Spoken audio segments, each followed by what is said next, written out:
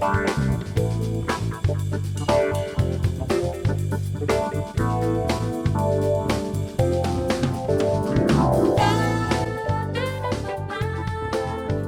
to the Guest Room with Dr. D. Right here on this platform, we talk about authentic, relatable, and engaging conversations right here in the guest room.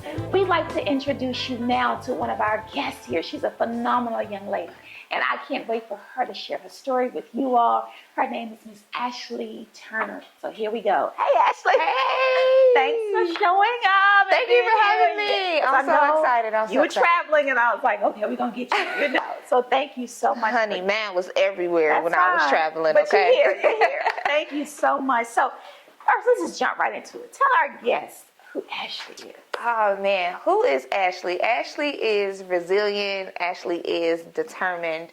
Ashley is the organizer for all things family, friends. They all come to me for that.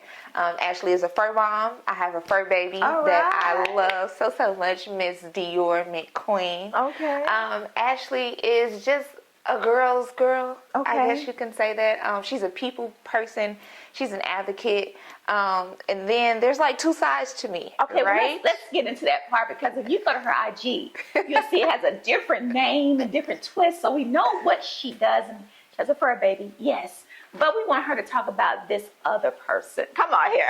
Yes. So there's two sides to me, right? Two sides. It's like Beyonce and Sasha Fierce, I guess. I like that. So you have Ashley, which is the person I just named, right? And then you have Michael Ashley. Okay. So Michael Ashley is the persona that you see on social media, right? Okay. She is bold. She is super authentic. She does not care. She marches to the beat of her own drum. She's an ostomy advocate. Okay. That's the speaker. That's the one. She gonna put it on. She gonna give you an outfit. She gonna make sure. Yes. She gonna make sure she look good. Right. She loves standing up for people. Like, that's the humanitarian. Good. That's the one that commands rooms when she enters. And I say that, and I don't mean that in a negative way, but you're gonna know who I am when I enter the room. Absolutely. She is the one that stands on her own 2 feet. She's the one that goes into the doctor's appointments and tell you, hey, this is what we need to do, or this is what I'm feeling. Right. So definitely a difference between the two. She's more so nuck if you buck. Okay. And, Ashley is more so praises what I do type of person. I like to say that, so my dad and my uncle passed away. Okay. And my dad would embody Michael Ashley. Right? Oh, wow. My uncle would embody Ashley. Okay. And so I always like to reference those two. That's awesome. I have a pendant with both of their pictures on it. Okay. And so I know if I'm wearing my uncle's picture on the front that week, I'm going to be nicer. I'm going to be a little softer. I'm going to listen. I'm going to care a little more. I'm going to communicate a little better. Okay. When I have my dad's picture on the front, different story, huh? it's a different story. Okay. It's get us straight to the point. I need solutions. Like, I'm not about to play with you. I don't care who you are. It's definitely a difference between the two. It's on. Right. But in both terms, in both personas, she's lovable, right? She cares for people. She has a big heart. She always wants what's best for everything. She will give you her last. She will and take on anything that you have. She's going to help you find a solution. Right. But one just will be ready to fight a little quicker than the other would. Okay. So let me ask you that, with all of that, how did that emerge? Was it from childhood, or as you would just as a teenager, perhaps as a young adult? How did that emerge with both of those individuals? I never really thought about it like that, honestly. Right. But I can say that I think for me, it did start when I was a child. Because I love to play dress up. Okay. I had imaginary friends. Yes. Imaginary friends where they would dress up. Okay, Jan has on this today and we're going here. Right? Right. So I've always had that imagination type of thing with me. But I think it really hit in adulthood. So I used to be a wardrobe stylist and a creative director. Wow, that explains all the jazz. I'm telling you. Yes. Okay. And for me, I always wanted a name that stood out, right? Okay. Ashley is such a common name. You meet 1,000 Ashleys probably in a year, right? And I was like, okay, well, I need something that's spicy. I need something that's jazzy. And I love androgyny. Okay. So I love the play between like men's wear, women's wear, as you can see, suits. And so I have a friend that has a cousin. Her name is Michael. Okay. And I had never heard of a female named Michael before. And I thought that was the coolest thing in the world. And I was like, well, I'm going to steal her name. And I just was like, I'm going to steal her name, but I don't want to lose the Ashley part of me, because that's who I am at my core. That is me. And so I just merged the two together and became Michael Ashley. I was always one. I was like, how did I say? I was thinking like maybe it's her dad, and she put it together. Because I even asked Cedric, and I was like, is that her name? And he's like, not his brand. And I was like, okay. But I'm like, and I'm thinking myself, how did it come about? So now I know. Yeah. Okay. All right. A lot of people would say like, was that your dad's name? I'm like, no, my dad's name was Aaron. Like completely far off the spectrum. So it was really her name. So shout out to Michael. Shout out to you. Shout out, Michael. Rosalind's cousin Michael. Shout out to you. You embodied that name for me. And just combining the two. And I've been Michael Ashley for probably the last 8 years, 9 years, something like that. Yeah. Okay. So how does that Michael Ashley, what has it brought as the successes, the challenges, or whatever? Because I know people like you were talking offline, people like, what you put my name as, and you're going to speak, and you're like, okay, and people are like, and then you probably throw people off because that can be a guy's name, all the time. And then females are now taking, because most, the modern day women, they're using these names. So how has that presented a challenge, or how has it presented more success for you in that space as of your brand? So in the beginning, it did present as a challenge, because people thought I was a man. Okay. So when they would send me emails, it'd be like, hello, Mr. Or Mr. And I'm like, no, I'm a woman. It's like, oh my God. I'm like, no, it's okay. Like, I get it all the time. I could, understand that. But I think as I've grown into my brand, and as people have started to know me, it's kind of second nature for them to know that I'm a woman now. And I also think for people, it's like a sense of power.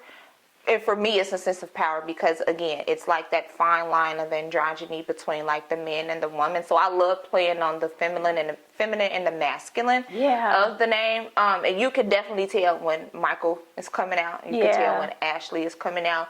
But I think being Michael Ashley has given me the confidence and the boldness and the authenticity within myself to be able to advocate the way that I do, and to be able to be confident to be on the platforms that I have, and to be able to say there's nothing that I can't do. Whereas Ashley is a little more doubtful. She's a little more shy. She's a little more fearful. She's in her head more. And Michael's like, well, whether it works or not, we're going to do it. So I think it's a balance now. And how does that come out, though, Ashley? I mean, because, we, like you said, Sasha Fierce, she comes out on the stage, and then if you look at her, she on the other side, her name, she's like real mild-mannered, But when she gets out there, because I call myself Diva, the D-E-E-V-A, Hello. And it goes on there, and people like, really? And it's not to be cocky or anything like that, but that's just who we are. That's the beauty of being a woman, you know, and everything. But I love the fact that you said that you do this and you advocate. And that space for Michael Ashley. I know we're going to get into the other part of the advocacy, but that part, how would you help that young lady who is just down in the dumps and feel like, because our young girls are facing so much, social media is really just making them feel like they are left. We just talked about less than when they really are not. So how would that Michael Ashley and the Ashley help that young lady? I've been that young lady, right? So I've been that young lady where I'm like, oh, you're too skinny, or you don't look like this, or you don't look like that, or you don't have this, or you don't have that.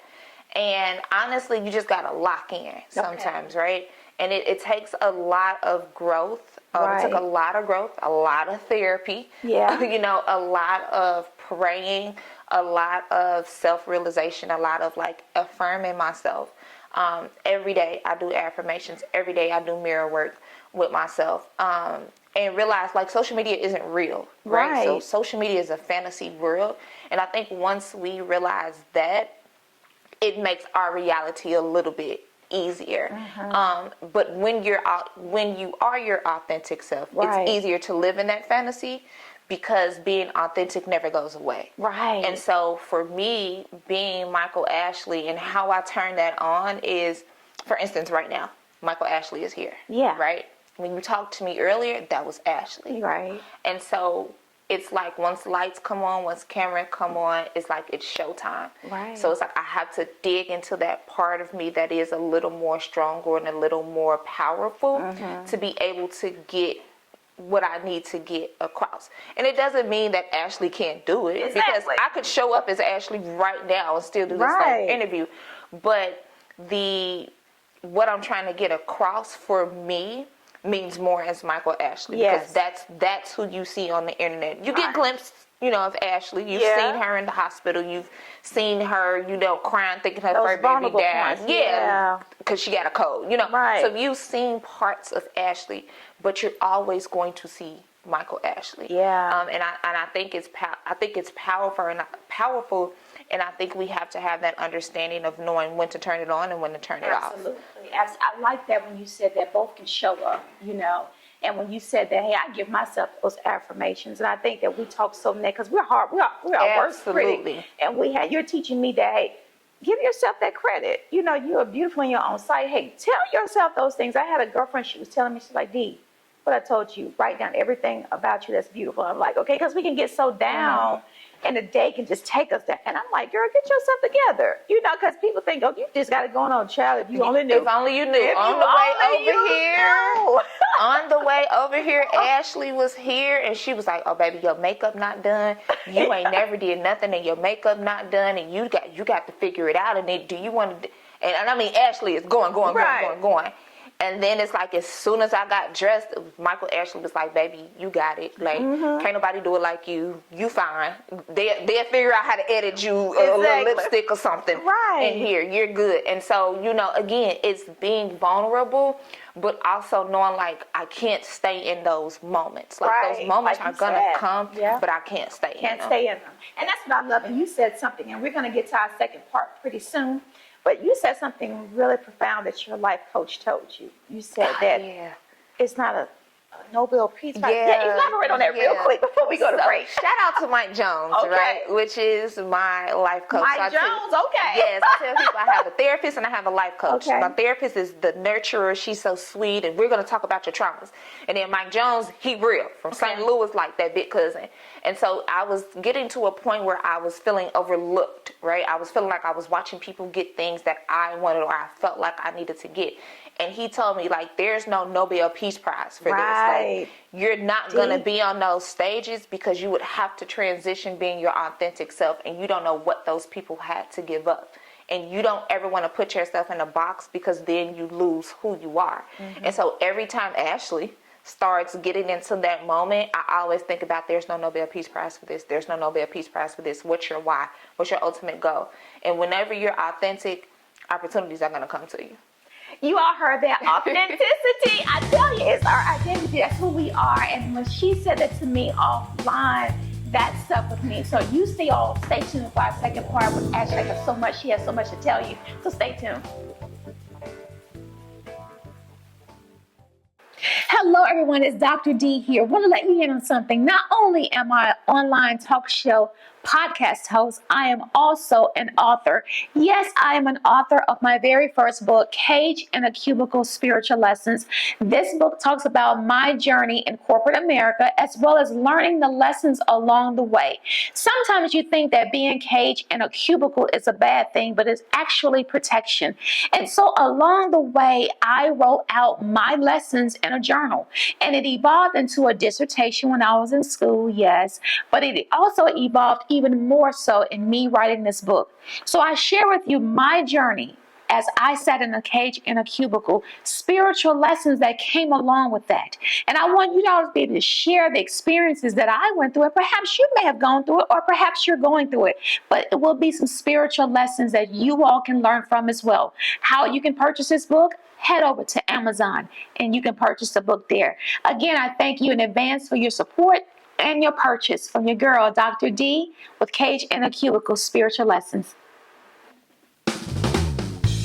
Welcome back to the guest room with Dr. D. We have a phenomenal guest, Miss Ashley Turner, known as Michael Ashley. We have learned about Michael Ashley. We we've learned about Ashley, but now we're going to learn about the baddie with the bag. So now here we go with the second part of this conversation, so stay tuned. What's up, Ashley? Tell us about this, girl. Tell us about it. All right, so as she mentioned, I'm a baddie with the baggie, right? And most people are like, what is that? You think like purse or whatever. No, far from that.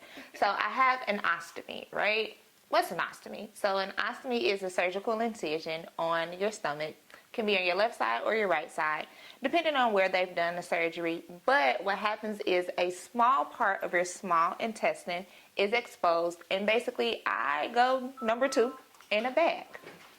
And so with that, I've had my bag for about 8 years now. Okay, 8 years. I'm 36. Yeah, so about 8 years now. And it's just been a roller coaster of up and down, up and down. I had a colon that didn't work, basically. Oh, okay. And so it's called, I had a colon that didn't work. And so from there, with the colon not being able to work, I couldn't go to the bathroom. Okay. And so by not being able to go to the bathroom, it was like chronic constipation. It was just a lot. I used to have to give myself enemas to go to the bathroom. Wow. I also have a unbalanced pelvic floor. So that means the muscle that helps you all push out, my muscle retracts when I go to the bathroom. Okay. So I was basically going to school, going to work, going to pelvic floor therapy for about 6 months, and nobody knew any of this. I would give myself enemas, like I said, to go to the bathroom. And finally, I was like, I need relief. I need to do something. Yes. So went to my surgeon, and she's like, we're going to remove your colon because we think that's going to help because you have a slow transit moving colon. So basically, nothing was moving for me. Wow. How we found that out was I had what's called a cyst mark test done. And basically, you take a pill, and the pill releases these capsules into your colon. But you have to go back weekly for a week straight, and you have to get ultrasounds done and like scans done so they can see where the tablets are moving in your colon. Yeah. And every day I went back, it was just like, okay, did anything move yet? And so that's how we found out that, girl, your colon don't work. Right. And so we removed the colon. And when we removed the colon, I originally asked for my bag first. I knew I was going to be back. I knew I was coming back. And she's like, well, you're so young. You know, we don't want to do that surgery first. This should help. And I'm like, no, I'll be back in about 7, 8 months. Yes, 7, 8. Ashley, okay. Yes, 7 to 8 months later, I'm back with a bag. Right. And so that's how I started the brand, honestly, and wanted to raise awareness. So the brand is actually called Shit Happens, which stands for sometimes hardships inspire triumphs. Shout out to my friend for that. And so that's just what the brand is. Like, you've seen the ups, the downs of me. You've seen me be diagnosed with Crohn's disease. I didn't get diagnosed with Crohn's disease until 2022. Okay. I got my colon removed in 2016, got my bag in 2017. So we went through some years of trying to figure that out. So that's where all of this stems from. Wow, Ashley, and to hear that, because you're educating me on that. But what was that emotional part for you as a woman, a young woman, to be able to endure that? You know, you heard, you've seen the results, you've seen what was working, what was not working, and then when they said we have to resort to this, what was that emotion for you? I don't even think I really had an emotion. Right. Okay. Then it was more so like, I just want to feel better. Right. And like, I had family, I had friends that were against it because they were like, you know, oh, well, you know, emotionally this and people are going to do that. And I'm like, but nobody has to go through this but me. You know, like, I understand where you're coming from and I'm empathetic to it, but I'm dealing with this all day, every day. I'm dealing with this pain. And so I had to make this with Michael. Yeah. I'm like, you know, I have to make this decision for me. And I think as the years have gone by, like, I've had 9 surgeries. Oh, wow. My last surgery was just in October. Wow. And it took me 7 months to heal. So I'm just now finally being cleared a couple of weeks ago. Okay. From that. Ooh. And so I think emotionally with each surgery, I've grieved something. Like, I've grieved a part of me being removed. I've had my tubes removed. So I had to grieve having my tubes removed, and I've never wanted children, but when you medically can't have it, it's something different. So I've had to grieve that. I've had to grieve having my tonsils removed. I was in the hospital in 2023 with E. coli in my bloodstream. Wow. So I was septic, so I've had to grieve that. I've had to grieve my colon being removed. I've had to grieve my bag the surgery I had in October was Barbie butt surgery. So it's the removal of your anus and sewing up of your rectum. It's most traumatic surgery I've had in all 9. So emotionally, I was just like, Lord, take me now. Like, that's how bad the pain was. So I would say each surgery has brought a different emotion out of me. But I think each surgery has also brought out a part of me that I never knew was there, because I didn't have to tap into it until something traumatic happened. Absolutely. And it brought out a different Ashley and a different Michael Ashley. Absolutely. As well. Because now that Ashley is now emerged and say, wow, I endured it Yeah. when I thought I couldn't. And then the Michael, like, girl, yeah, I knew you were going to do it, you know. But at the same time, you tap more into the Ashley part, because you said it was something that you never thought that you would have to tap into. And that was the soft part of you. You know, that's the feminine part of you to say, oh my God, it just happened to me. But then again, that Ashley Michael tapped up and said, girl, you had this. Yeah, I got this, you know. And look at you now, you're an advocate for this, you know. And I watch your page and how you're helping other women come out to say, hey, we got this, but hey, this doesn't stop us from living. You know, this is just something that just happened. Hey, we're going to work through it and we're going to get through it. And the thing about it, what I love about it is the advocacy part of it. And bringing awareness to it. You know, you and I talked offline, you're going to do some things for me offline. And it's just amazing how it spreads. And so when Cedric was telling me you had to travel to speak, people, you know, to hear that, you know, to hear the story. And who would ever think? Because people think that when they see, like, girl, I know you had that. Yeah. All the time. You know, and all it's like, see, you just never know. Everything is not always going to be visible, you know? And so I look at that. And then, you know, we talk about this. I was looking at your page, and I was like, she was just like, okay, I got it. Tell us about this book, these books. She's an author, y'all. She's an author, advocate, speaker, humanitarian, all of that. Let's talk about it. Like, how did it come about? Even when I think about just writing these journals, these journals were birthed from a time when I was in so much pain. Like, I created these journals during my surgery, during my recovery time. And it was just one of those nights where I was in pain and I was like, God, I need something to do. Help me. And he's like, well, you've been wanting to write journals. Write them. So what's the first one that you wrote? So the first one I wrote is Gut Feelings. Okay. Which it is a journal for people like me. Okay. It's a journal for people that has gastrointestinal illnesses. So IBD, IBS, things of that nature. And it basically just helps you get through those times, right? In here we have some journal prompts, we got some manifestations, we have some activities, we have weekly activities. I also put coloring pages in here because I realize when I'm going through something, sometimes coloring just helps me out and it brings me back to my childhood, right? There's also some sections in here for you to take notes when you go to the doctor. Okay, good. You're able to put in like when you have appointments, your medications, things like that. So this was really written for us. And this is my baby. This is my first baby. So I absolutely love Gut Feelings. It's available on Amazon as well, but that's number one. All right. And then, yeah. Let's see this. Yes. I get to touch it. Yes. Okay. All right. And then number two is actually a journal for women. Okay. So it's Laugh, Love, Grow, a self-love journal for thriving, healing one smile at a time. Okay. So when I wrote this one, I listened, right? So I listened to people, I listened to women. I'm very observant. And my family and friends know, and people online know, when I ask a question, Ashley's about to do something. Michael Ashley's about to do something. And so this is how that came about.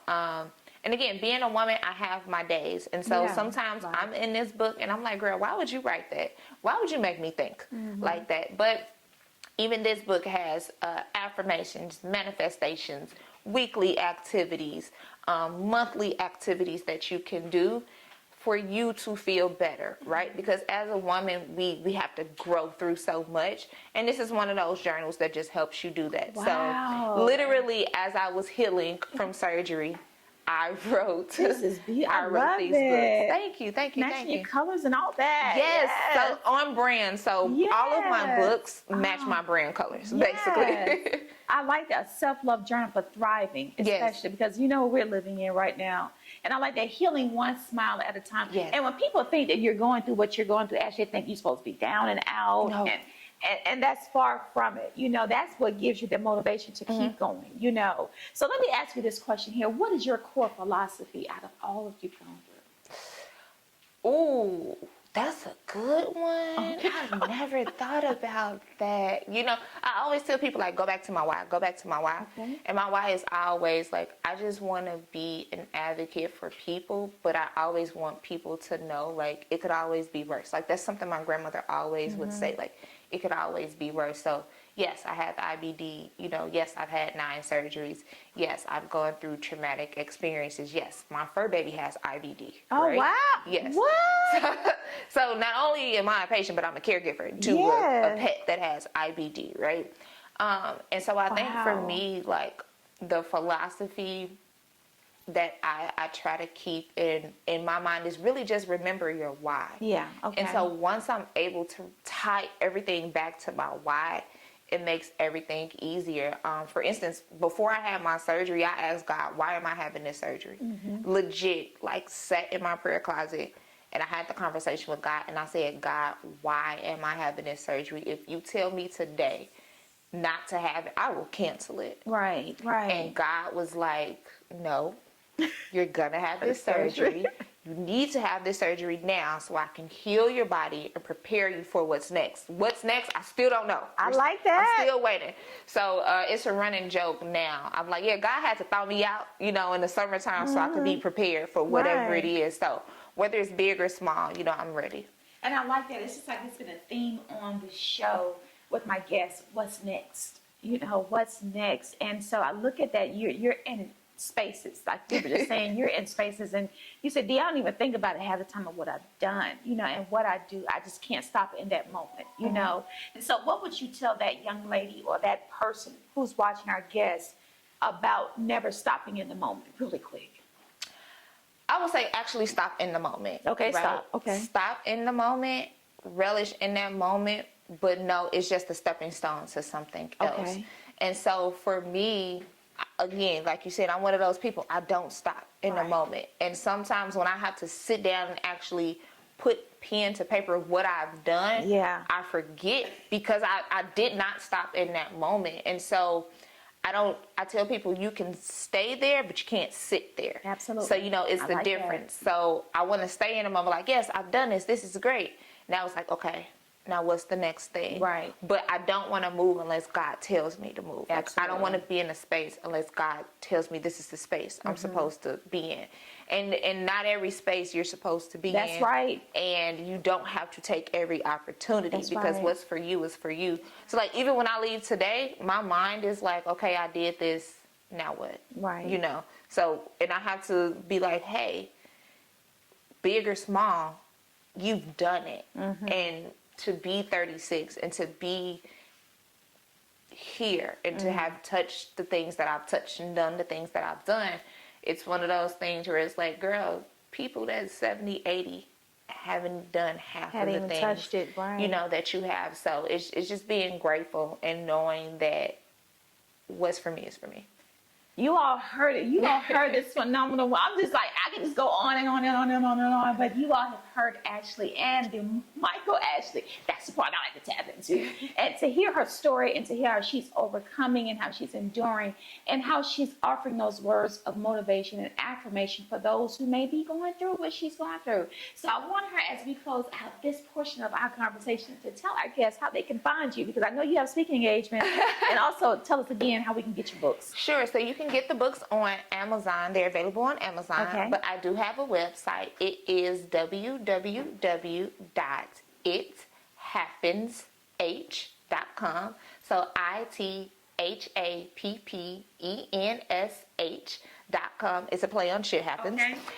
You can find me on Instagram at THEE Real Michael Ashley. That's MICHAELASHLEY. And just come on over and come join me and see what we got going on. And she does have those lives, y'all, so y'all might want to tap in and check out her lives as well. Come on over. Come on over. So again, thank you all so much for tuning in to the Guest Room with Dr. D, where we had our phenomenal guests, a beautiful guest, and jazzy guest. It's Ashley Turner, known as the Real Michael Ashley. You all stay tuned for the next one. Talk soon. Hello, everyone. It's Dr. D here. Not only am I an online talk show podcast host, I am an author. As you know, I've written my very first book, Cage in a Cubicle Spiritual Lessons. But guess what? Your girl wrote another book. It's Time to Own Your Truth, a 31-day motivational. This book came about as of me sitting in a coaching class training. And there it stumbled upon me that I needed to own my truth and who I really am, my authentic self as to who I can really be and what I really am really about as of on a deeper level. And not only did this book come about through a training class, but it also came about through a supervisor who told me in the workplace to be intentional.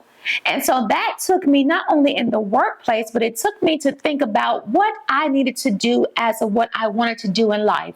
And so therefore, this book came about. It's time, D, to own your truth. And this is, like I said, a 31-day motivational for anyone, and it's for 31 days to help you along the way that you may feel a little stumbled or a little stuck. This book will get you to where you need to be. So how you can purchase this book? Head over to Amazon and you can purchase the book there. I thank you in advance for your support and more so your purchase. Again, it's Dr. D with her second book, It's Time to Own Your Truth, a 31-day motivational. Thank you.